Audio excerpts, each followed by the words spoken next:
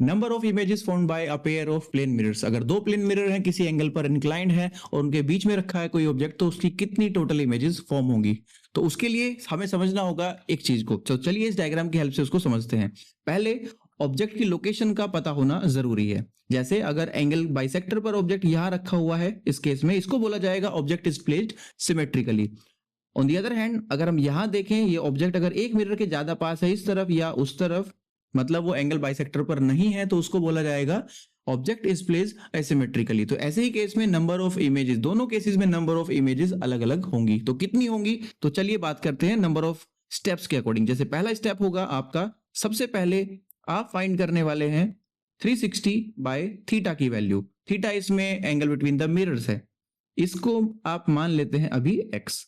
X की value matter करती है नंबर ऑफ इमेजेस में। For example, if that x is an even number, वो एक इवन नंबर है, तो ऐसे केस में जो नंबर ऑफ इमेजेस होंगी, that would B number of images will be clearly x minus one. X की जो भी वैल्यू होगी उसमें से -1 करेंगे तो नंबर ऑफ इमेजेस आ जाती हैं। दूसरी तरफ अगर x की वैल्यू कोई ओड नंबर है, तो आपको सोचना पड़ेगा और ये देखना पड़ेगा कि ऑब्जेक्ट की जो पोजीशन है वो कैसी है, सिमेट्रिकली प्लेस किया हुआ है या असिमेट्रिकली उसको प्लेसिंग मिली है। अगर वो है असिमेट्रिकली, तो ऐसे केस में नंबर ऑफ इमेजेस क्लियर हो जाता है, दैट वुड बी x। जितना भी x आएगा वही है नंबर ऑफ इमेजेस। लेकिन अगर वो प्लेस किया हुआ है सिमेट्रिकली, तो ऐसे केस में नंबर ऑफ इमेजेस हो जाती है फिर से x माइनस वन। तो चलिए इस चीज को एक एग्जाम्पल की हेल्प से थोड़ा सा क्लियर करते हैं।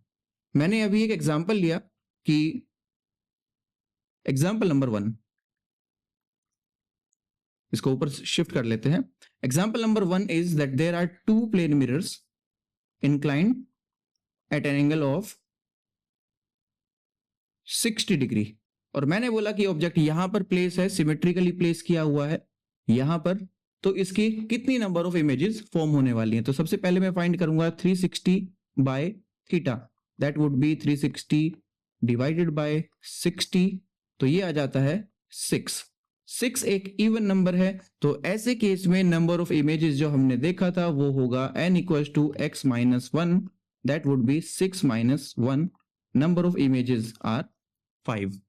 एक दूसरा एग्जांपल जो हम ओड के लिए एक बार कंसिडर कर लेते हैं, तो कोई भी दूसरा केस जिसमें थीटा की वैल्यू आपको दी हुई है 72 डिग्री। तो फिर से वही चीज कि आप सबसे पहले फाइंड करेंगे 360 by theta, this time theta is 72, divide करते हैं तो ये आ जाता है 5।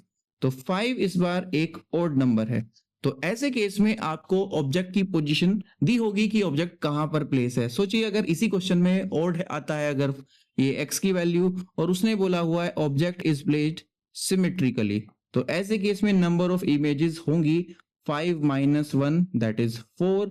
और अगर इसी केस में ऑब्जेक्ट रखा होगा असिमेट्रिकली, तो ऐसे केस में नंबर ऑफ इमेजेस हो जाएंगी n equals to x, means n equals to 5। लेकिन एक और केस है, वो केस ये है कि अगर x की वैल्यू आ जाती है एक decimal number.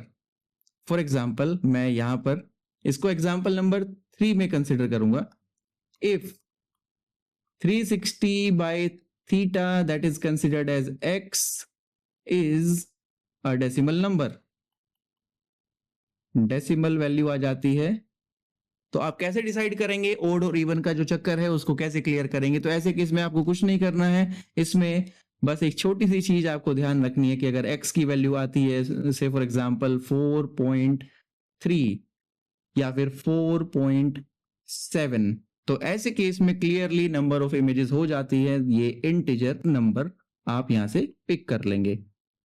Just leave that decimal value, जो डेसिमल के बाद रखी हुई है उसको आप छोड़ दें, इंटीजर जो होगा, integral part is your answer. तो ऐसे केस में नंबर ऑफ इमेजेस हो जाती हैं 4।